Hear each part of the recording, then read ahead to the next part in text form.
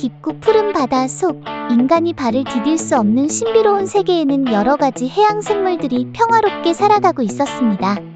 그 중에서도 가장 사랑받는 생물은 바로 리오라는 이름의 작은 문어였습니다. 리오는 작은 몸집과 부드러운 촉수, 그리고 누구에게나 친절한 마음씨 덕분에 바다 친구들 모두의 사랑을 받고 있었습니다. 리오는 매일 아침이면 바다를 청소하곤 했습니다. 물속에 떠다니는 쓰레기나 다른 생물들에게 방해가 되는 것들을 하나하나 모아 안전한 곳에 버리는 것이 그의 하루 일과였습니다. 다른 해양 생물들은 리오의 이런 행동을 보고 그를 무척 존경했지만 정작 리오는 자신의 행동이 특별하다고 생각하지 않았습니다. 그는 그저 바다를 깨끗하게 유지하는 것이 당연하다고 여겼습니다. 어느 날 바다 깊숙한 곳에 사는 고래, 로아가 큰 어려움에 처하게 되었습니다.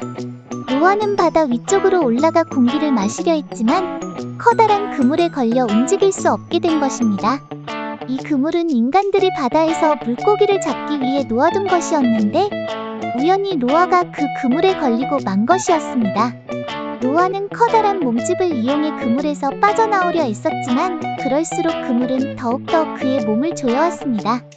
그 모습을 본 다른 바다 생물들은 두려워하며 멀리서 지켜볼 뿐 누구도 감히 로아를 도우러 다가가지 못했습니다. 그때 리오가 나타났습니다. 그는 로아를 보자마자 무언가 잘못됐음을 깨달았습니다. 리오는 작은 몸집을 이용해 빠르게 로아에게 다가가 촉수로 그물을 하나하나 풀어내기 시작했습니다. 하지만 그물은 워낙 크고 촘촘했기에 리오 혼자서 풀기에는 너무나도 어려운 일이었습니다. 리오는 멈추지 않고 계속해서 노력했지만 시간이 지날수록 지쳐갔습니다. 그러나 그는 로아를 구해야 한다는 마음으로 포기하지 않았습니다. 그 순간 리오의 노력을 지켜보던 다른 해양 생물들이 용기를 내어 하나둘씩 리오의 곁으로 다가왔습니다. 물고기들은 작은 이빨로 그물을 잘라냈고 해파리들은 촉수를 이용해 그물의 매듭을 풀었습니다. 심지어 가장 두려워했던 작은 새우들조차 그물의 틈을 파고들어 리오를 도왔습니다.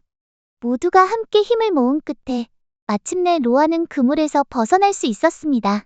로아는 깊이 감사하며 자신을 구해준 리오와 바다 친구들에게 고개를 숙였습니다.